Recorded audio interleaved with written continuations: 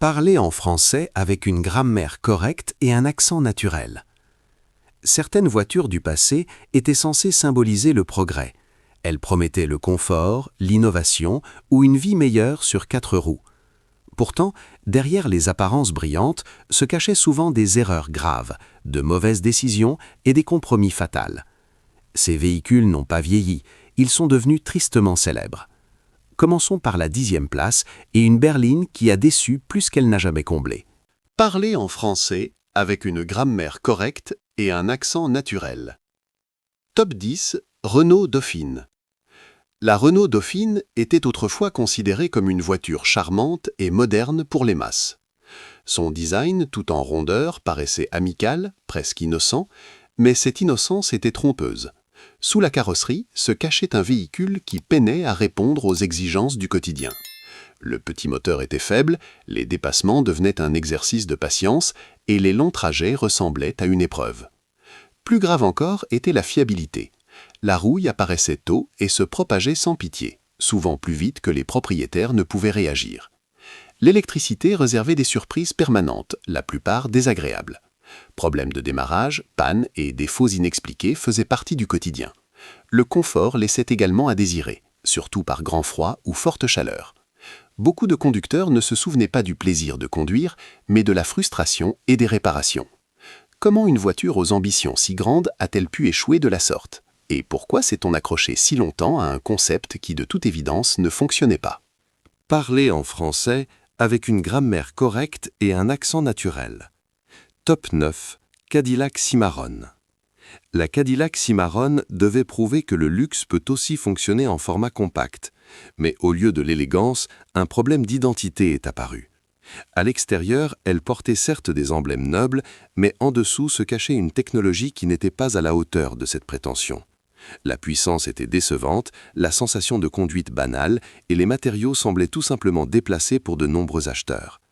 Celui qui espérait une Cadillac obtenait un véhicule sans caractère et sans l'exclusivité promise. La découverte que le prix élevé n'offrait pratiquement aucune valeur ajoutée réelle fut particulièrement douloureuse. Les critiques parlaient d'un compromis déguisé, les clients se sentaient trompés.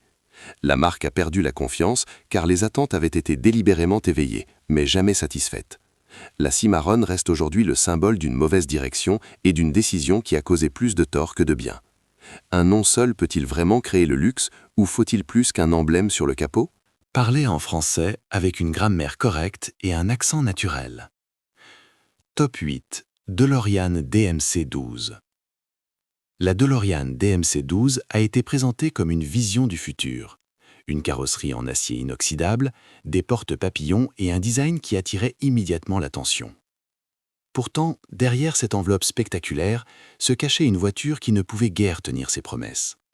La puissance était décevante, le moteur semblait poussif et la sensation de conduite ne correspondait pas à son allure sportive. À cela s'ajoutaient des problèmes de qualité massifs. Les jeux de carrosserie étaient inégaux, l'électricité peu fiable et de nombreux composants semblaient inachevés. Les célèbres portes étaient impressionnantes, mais posaient des problèmes au quotidien, surtout lorsqu'elles ne fonctionnaient pas correctement. L'entretien et les réparations devenaient rapidement un test de patience. Ce qui était conçu comme un symbole d'innovation est devenu pour de nombreux propriétaires une source d'ennui constant. La DeLorean montre de manière impressionnante qu'un design frappant ne suffit pas à faire une bonne voiture. Une apparence iconique suffit-elle vraiment si l'expérience de conduite elle-même déçoit ? Parler en français avec une grammaire correcte et un accent naturel. Top 7, Reliant Robin. La Reliant Robin fait partie de ces véhicules qui soulèvent des questions dès le premier regard. 3 roues, une forme inhabituelle et un comportement routier qui ne pardonnait guère. Des virages même modérés pouvaient suffire à perdre l'équilibre. La stabilité n'était pas le point fort de ce modèle. De nombreux conducteurs décrivaient un sentiment permanent d'insécurité, surtout à des vitesses élevées ou sur des routes inégales. L'habitacle offrait peu de protection, la construction semblait fragile et les erreurs étaient rarement pardonnées. Pourtant, le véhicule a trouvé des acheteurs pendant des années, principalement en raison de sa simplicité et de ses faibles coûts d'exploitation. Mais cet avantage n'était en rien proportionné au risque. La Reliant Robin est devenue le symbole de la mesure dans laquelle un concept peut passer à côté de la réalité. Combien de temps un véhicule peut-il survivre s'il se heurte constamment aux limites de la physique ? Et pourquoi les gens acceptent-ils de tels compromis juste pour rester mobiles? Parler en français avec une grammaire correcte et un accent naturel. Top 6. Trabant 601. La Trabant 601 n'était pas une voiture, mais un symbole de privation et de stagnation. Sa structure paraissait simple, presque improvisée, et chaque trajet donnait exactement cette impression. Le moteur était faible, bruyant et inefficace, l'accélération pratiquement inexistante. Ceux qui prenaient la route devaient être patients, car la vitesse n'avait aucune importance ici. L'habitacle n'offrait guère de confort, le chauffage fonctionnait de manière aléatoire et les aspects de sécurité étaient quasi inexistants. Le matériau de la carrosserie était particulièrement frappant, ne paraissant ni moderne ni durable. Les réparations faisaient partie du quotidien, l'improvisation faisait partie de l'expérience de conduite. Pourtant, ce véhicule a été construit pendant de nombreuses années, presque sans changement, comme si le temps s'était arrêté. Pour beaucoup de gens, elle représentait la mobilité, pour d'autres, la frustration sur roue.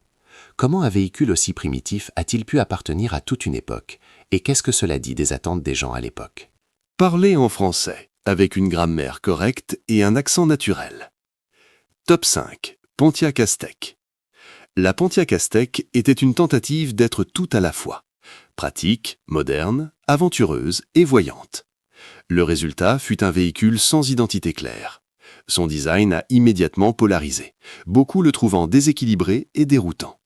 Les lignes semblaient brisées, les proportions incohérentes, rien ne s'assemblait vraiment. Cette impression se poursuivait également dans l'habitacle. Bien que l'Aztek offrait de nombreuses fonctions, les matériaux et la finition ne pouvaient pas répondre aux attentes. La sensation de conduite rappelait davantage un véhicule quotidien ordinaire qu'un objet spécial. Malgré de grandes promesses marketing, l'étincelle émotionnelle n'a pas jailli. Les acheteurs ne comprenaient pas ce que cette voiture était censée représenter. L'Aztek est rapidement devenu le symbole d'une mauvaise décision où les compromis ont tout dilué. Un véhicule peut-il réussir s'il n'a pas de direction claire? Et quelle est l'importance de l'audace dans le design si elle n'est pas accompagnée de qualité? Parler en français avec une grammaire correcte et un accent naturel. Top 4. AMC Gremlin. L'AMC Gremlin donnait l'impression qu'on avait conçu une voiture et qu'on s'était arrêté au beau milieu du processus. La forme était étrange, la partie arrière coupait brusquement, et visuellement, elle transmettait déjà un sentiment d'inachèvement. Mais le véritable problème ne résidait pas seulement dans l'apparence, mais dans l'ensemble. Le comportement routier était jugé désagréable, l'équilibre paraissait étrange, et selon la situation, la voiture pouvait se montrer nerveuse et imprévisible. À cela s'ajoutaient des défauts de qualité typiques, où la finition et la durabilité ne fournissaient pas ce que les acheteurs attendaient. Au quotidien, cela signifiait grincement, usure, petits défauts qui s'accumulaient pour devenir un ennui majeur. Pourtant, la Gremlin a trouvé son public, surtout parce qu'elle était bon marché et restait disponible. Mais est-ce que pas cher est vraiment un argument quand on paie constamment pour des compromis? Et pourquoi certains échecs deviennent-ils justement inoubliables pour cette raison? Parler en français avec une grammaire correcte et un accent naturel. Top 3. Yugo GV. La Yugo GV a souvent été qualifiée d'incarnation de la mauvaise voiture, non pas seulement à cause de faiblesses isolées, mais en raison de la somme de tous ces problèmes. Déjà, la finition semblait médiocre, comme si on avait renoncé à chaque détail capable de créer la confiance. Au quotidien, les pannes s'accumulaient, des pièces se détachaient, des fonctions tombaient en panne, et même des trajets simples pouvaient se terminer dans l'incertitude. Les performances de conduite étaient également décevantes.